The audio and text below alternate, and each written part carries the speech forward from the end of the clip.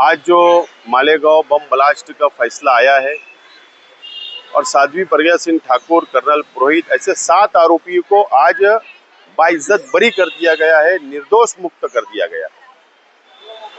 मालेगांव शहर वासियों के लिए ब्लैक डे है, काला दिन है। 17 साल ट्रायल चला। हमको अपेक्षा थी, उम्मीद थी कि हमको इंसाफ मिलेगा मालेगांव की आवाम को, लेकिन बोले सबूत नहीं होने की बिना पर इनको निर्दोष करार दिया गया। फिर जो गाड़ी थी साध्वी प्रज्ञा सिंह ठाकुर के नाम पर जो मोटरसाइकिल पे ब्लास्ट हुआ, उसको फिर वो सबूत नहीं है क्या? ये सवाल है। साध्वी प्रज्ञा सिंह ठाकुर और कर्नल पुरोहित की जो कॉल रिकॉर्डिंग है वो सबूत नहीं है क्या? हमारे लिए ब्लैक डे है। अब क्या हमारे खून का कोई मोल नहीं है क्या? हमारी जान का कोई मोल नहीं है क्या? तो अफसोस है। ठीक है, हम न्यायपालिका पर विश्वास है, संविधान पर विश्वास है, लेकिन 17 साल ट्रायल, 2-3 जज बदलना, फास्ट ट्रैक के अंदर चलाकर जो भी निर्णय होता हम समाधान कर लेते थे। ये 17 साल इंतजार और उसके बाद हमको क्या हाथ आया? नाइंसाफी। बहुत अफसोस की खबर है। बहरहाल इसके ऊपर की भी कोर्ट है। मैं अपील करता हूं कि ऊपर की कोर्ट में हमको जाना चाहिए, सुप्रीम कोर्ट तक ये लड़ाई लड़ना चाहिए। और हेमंत करकरे साहब जिन्होंने ये पर्दाफाश किया था, अगर आज वो दुनिया में होते तो वो भी अफसोस करते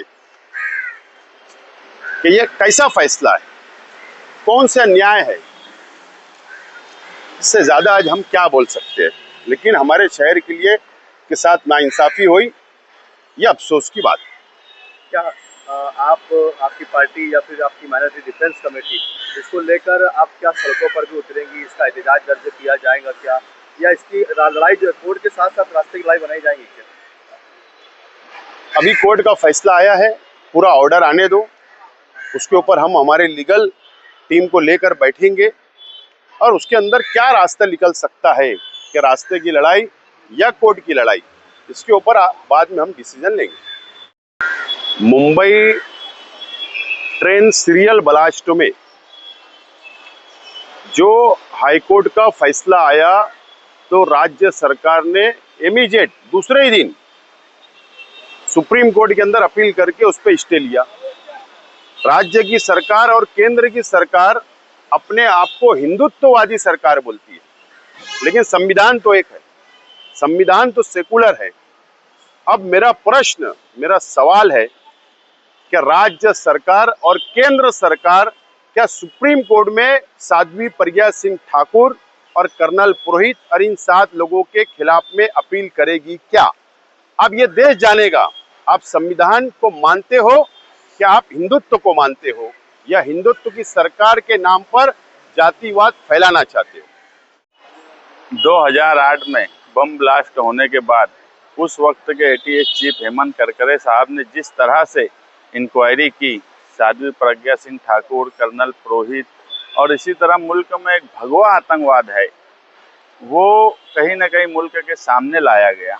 और गाड़ी साध्वी प्रज्ञा सिंह ठाकुर की, कर्नल पुरोहित और साध्वी प्रज्ञा सिंह ठाकुर की कॉल रिकॉर्डिंग और ऐसे कई एविडेंस थे जो बहुत मजबूत थे। और एटीएस की जो चार्जशीट थी वो भी हमने देखी, उसमें कहीं ना कहीं सारे एविडेंस थे। उसके बाद भी आज जो फैसला आया वो कहीं ना कहीं जो एजेंसियां हैं और एजेंसियों में बैठे हुए जो ऑफिसरान हैं उनके ऊपर सवालिया निशान है कि इस मुल्क में इतने संगीन मामले में और इतने एविडेंस होने के बाद भी अगर इंसाफ नहीं मिलता तो मुल्क की सारी एजेंसियों पे एक सवालिया निशान लगता है कि क्या इस मुल्क में बम ब्लास्ट जैसे आरोपी इस तरह से छूट जाएंगे। ये मालेगांव शहर के साथ साथ पूरे मुल्क के साथ इंसाफ नहीं हुआ है और हम सरकार से यही चाहेंगे कि वो फौरन इसके खिलाफ अपील दाखिल करे और जो मजलूमीन है, एक 9 साल की बच्ची थी और 6 लोग उसमें मारे गए, 100 से ज़्यादा जख्मी हुए। उन सब लोगों को इंसाफ मिलना चाहिए और इसके लिए एजेंसियां जिस तरह से इंक्वायरी करती हैं, अगर यही तरीका रहा तो आने वाले वक्त में इस तरह के क्राइम करने वालों का हौसला बुलंद होगा। ऐसे लोगों को सजा हर हाल में मिलना चाहिए और एजेंसियों में जो लोग काम करते हैं, सरकार उन पर भी ध्यान दे कि वो किस तरह से इंक्वायरी करके कोर्ट में जब अपनी रिपोर्ट पेश करते हैं तो इस तरह से फैसला क्यों आता है। कई लोगों की ये राय भी आ रही है, मालेगांव शहर से प्रतिक्रिया आना शुरू हो रही है कि सरकार के दबाव में मतलब ये फैसला लिया गया है, हिंदुत्व की सरकार है, हिंदुओं की सरकार है, इसीलिए उन्हें बाइज्जत बरी कर दिया। नहीं, एजेंसियां तो सरकार के दबाव में थी।